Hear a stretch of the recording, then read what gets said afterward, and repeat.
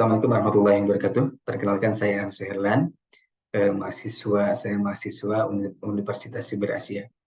Izinkan saya untuk menyampaikan laporan hasil observasi pola komunikasi yang dibangun di Lembaga Amil Zakat Nasional Inisiatif Zakat Indonesia. Izin share screen.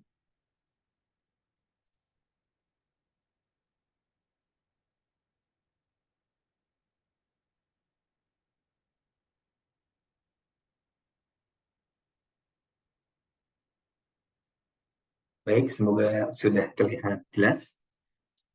Laporan hasil observasi. Saya akan mulai dari profil singkat ya. Jadi daftar isinya nanti berbicara terkait dengan 6 poin. Pertama adalah profil singkat organisasi, kemudian yang kedua struktur organisasi, kira-kira struktur organisasi Inisiatif Zakat Indonesia seperti apa. Kemudian ketiga, gambaran pola komunikasi yang dibangun di Lembaga Amil Zakat Inisiatif Zakat Indonesia, kemudian hasil analisisnya seperti apa. Nanti saya juga akan menambahkan terkait dengan kesimpulan dan sasaran. Yang terakhirlah lampirannya. Baik, kita akan memulai profil singkat Lembaga Amil Zakat Nasional Inisiatif Zakat Indonesia, bahwa Yayasan Inisiatif Zakat Indonesia ini sudah dikenal cukup luas dan memiliki reputasi yang sangat baik ya sejak tahun 2015.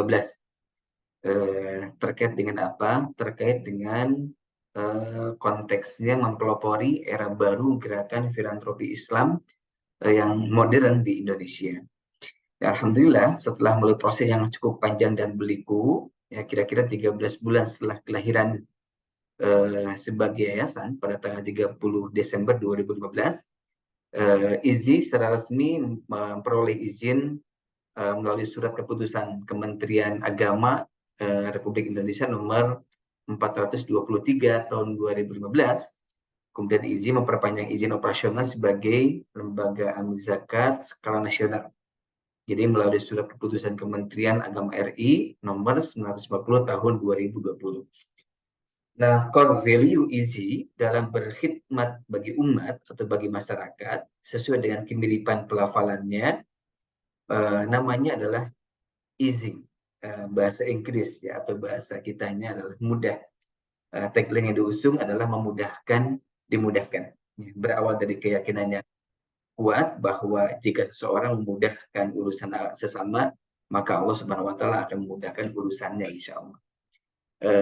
Demikian profil singkat terkait dengan Inisiatif Zakat Indonesia. Kita akan lihat kira-kira struktur organisasi Inisiatif Zakat Indonesia. Dimulai dengan bentuknya adalah organ yayasan. Jadi IZI ini memiliki ketua yayasan, sekretaris, bendahara. Nah, di bawahnya secara operasional dikelola oleh pimpinan puncaknya direktur utama. Ya, di bawah direktur utama itu nanti akan ada 4 direktorat. Ya. Direktorat pertama adalah direktur operasional, dipimpin oleh seorang direktur. Kemudian direktorat EKZ, Edukasi dan Kemitraan Zakat, dipimpin oleh seorang direktur. Kemudian direktorat PPZ ini pendistribusian dan pendayagunaan zakat, dikendalikan atau dikelola, dipimpin oleh seorang direktur juga. Kemudian berikutnya adalah akademizi. Akademizi ini yang berfokus kepada pengembangan kompetensi, dipimpin oleh seorang direktur juga. Nah, ada kerjasama dengan organ yayasan Inisiatif Wakaf. Inisiatif Wakaf ini bekerjasama dengan organ yayasan IZI untuk melakukan kolaborasi terkait dengan tata kelola dan pengelolaan khusus zakat, khusus wakaf. Ya. Baik, ini struktur organisasi Inisiatif Zakat Indonesia. Nah, bagaimana gambaran komunikasi yang dibangun? Gambaran komunikasi yang dibangun selama ini pertama adalah komunikasi dilakukan serba transparan, ya, terbuka, tidak ada yang tutup-tutupi, ya, kecuali hal-hal yang bersifat memang strategis untuk kepentingan lembaga. Yang kedua, seluruh kebijakan dikomunikasikan kepada pegawai, baik dari level atas sampai level bawah, ya. Yang ketiga, hubungan komunikasi antar manajemen dengan karyawan cukup terbuka karena ada sarana yang mendukung terhadap transfer informasi dan kebijakan secara langsung. Yang ketiga adalah tools yang lainnya yang biasa digunakan adalah Zoom Meeting sebagai sarana menyampaikan informasi ke semua karyawan. Jadi lebih mudah walaupun karyawan tersebar di 16 kantor perwakilan di Indonesia. Kemudian beragam gaya komunikasi yang dibangun cukup lugas, tegas, dan diplomatis. Ya. Baik, kita akan melihat berikutnya kira-kira seperti apa hasil analisa karyawan Lasnas Indonesia. Pertama, saya akan mulai dari pola komunikasi. Nah, pola komunikasi yang dibangun, komunikasi dilakukan secara transparan. Jadi seluruh kebijakan dikomunikasikan kepada seluruh pegawai secara berjenjang yang didukung oleh tools dari Zoom Meeting hingga grup WA. Jadi komunikasi berjenjang itu berarti ada pola komunikasi yang dibangun dari direktur utama kepada direktur atau direksi, ya, dari direktur kepada GM, dari GM kepada manajer, dari manajer kepada supervisor, termasuk juga kepada staff di bawahnya. Ada juga ruang yang digunakan ketika informasi, sosialisasi kebijakan dan sebagainya itu yang bisa disampaikan secara langsung kepada seluruh karyawan dan dengan menggunakan tools tambahan yang biasa digunakan yaitu Zoom Meeting, ya, atau kemudian grup WA yang sudah dibentuk oleh lembaga IZI ini. Yang kedua, gaya kepemimpinan. Nah, secara leadership kedekatan komunikasi antar divisi cukup bagus, ya. Jika ada masalah langsung didiskusikan untuk mencari akar masalahnya, kemudian dicarikan solusinya. Ini terkait dengan gaya kepemimpinan yang dibangun di Inisiatif Zakat Indonesia.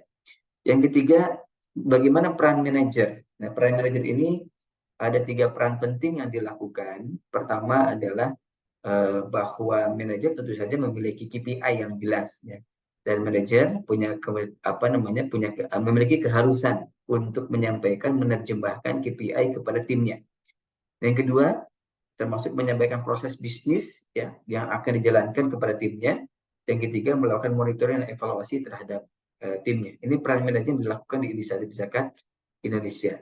Yang terakhir, hasil analisa yang saya lakukan, yang keempat adalah tipe karyawan. Tipe karyawan ini dibagi menjadi 2. Tipe karyawan yang termasuk pada kategori Y dan tipe karyawan termasuk pada kategori X, ya. Sebagaimana lazimnya kita mengetahui bahwa karakter tipe Y ini adalah tipe yang karyawan memiliki semangat yang sangat tinggi, ya. Rasa ingin tahu, ingin terus improvement, berkembang, begitu, ya. Itu tipe Y, ya. Bersemangat, memiliki motivasi yang tinggi, kemudian inisiatifnya juga tinggi. Ini tipe Y. Nah, tipe X itu kebalikannya. Selalu bertanggung jawabnya kurang, selalu harus dibimbing, begitu, ya. Selalu harus diluruskan, perlu motivasi terus, ya.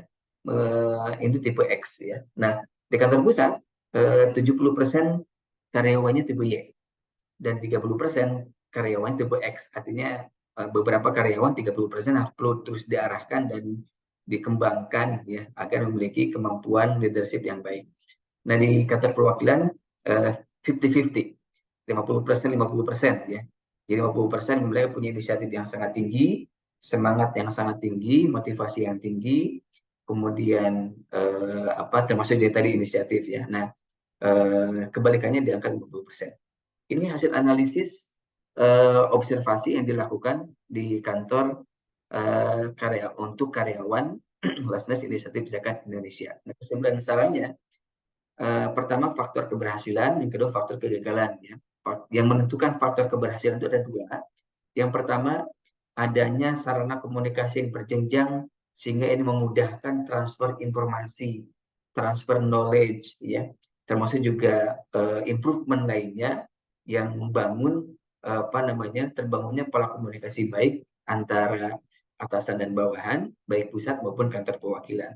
Yang kedua, tipe kepemimpinan supporting dan coaching yang memudahkan dalam mengembangkan pola komunikasi. Jadi 2 pola kepemimpinan yang dikembangkan di Inisiatif Zakat Indonesia ini. Pertama, supporting. Dia mensupport segala kebutuhan, termasuk juga mengembangkan timnya agar terus improve baik dari sisi kemampuan manpowernya maupun juga kemampuan dalam mengembangkan upaya timnya masing-masing dalam mencapai sebuah tujuan. Nah, yang kedua adalah coaching. Jadi bagaimana menggali informasi tidak cukup di situ, tapi juga bagaimana mendorong agar tim staff itu memiliki kemampuan juga untuk menghasilkan sebuah solusi dengan metode coaching. Jadi tipe kepemimpinan yang dibangun menjadi faktor keberhasilan di Indonesia Kebijakan Indonesia itu adalah dua tipe kepemimpinan, ya, supporting dan coaching. Nah, faktor kegagalan yang kemungkinan akan terjadi jika ini dilakukan. Pertama adalah faktor usia, ternyata cukup berpengaruh terhadap gaya komunikasi, tidak mudah menerima masukan. Jadi gap usia yang lebih tua biasanya itu tidak mudah untuk menerima masukan. Tetapi golongan tua yang lebih tua di Indonesia Kebijakan Indonesia tidak terlalu banyak, ya, jumlahnya. Tetapi faktor ini akan berpengaruh. Jadi faktor usia ternyata cukup berpengaruh terhadap gaya komunikasi, termasuk juga tidak mudah untuk menerima masukan dan sebagainya. Ini juga akan menjadi salah satu faktor kegagalan.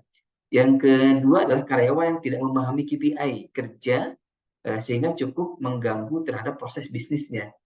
Jadi kurang memahami KPI itu akan berpengaruh terhadap bagaimana proses bisnis yang dilakukan di Indonesia tidak berjalan dengan baik, begitu ya. Walaupun bekerja sebagai lembaga atau perusahaan jasa, tetapi pelayanan itu harus dilakukan dengan sebaik-baiknya, service excellent. Nah, basis service excellent itu adalah seluruh karyawan memahami KPI yang jelas. Yang ketiga, usia kerja yang membuat komunikasi terhambat. Jadi kalau yang pertama adalah faktor usia personal, yang ketiga adalah usia kerja. Ya, usia kerja ini ada yang sudah lama, ada yang baru masuk. Ya, ini juga akan mengganggu, akan berpengaruh terhadap kenyamanan. Gaya yang lama biasanya tidak terlalu lincah, ya. Kalau bahasa kerennya tidak terlalu agile, gitu ya. Sulit untuk menyesuaikan diri, ya, untuk menghadapi perubahan-perubahan yang terjadi di lembaga, gitu ya. Nah, ini faktor-faktor ini jika muncul maka ini akan menjadi faktor kegagalan, begitu ya. Oleh karena itu saya menyimpulkan, termasuk juga bagian dari saran, bahwa faktor keberhasilan harus dilakukan dan dioptimasi dengan sebaik-baiknya. Faktor kegagalan diminimalisir bahkan dikurangi, ya, agar kemudian lembaga Inisiatif Zakat Indonesia bisa survive, ya, bisa berumur panjang untuk memberikan layanan terbaiknya kepada masyarakat di Indonesia. Ini beberapa serangkaian kegiatan observasi yang dilakukan, bertemu dengan manajer HRD di IZI namanya SDA, Sumber Daya Amil, ya, Lasdas Inisiatif Zakat Indonesia. Saya kira demikian. Semoga ini menambah referensi dan informasi terkait dengan bagaimana pola komunikasi yang dibangun di Lembaga Amil Zakat Indonesia, Inisiatif Zakat Indonesia. Terima kasih. Assalamualaikum warahmatullahi wabarakatuh.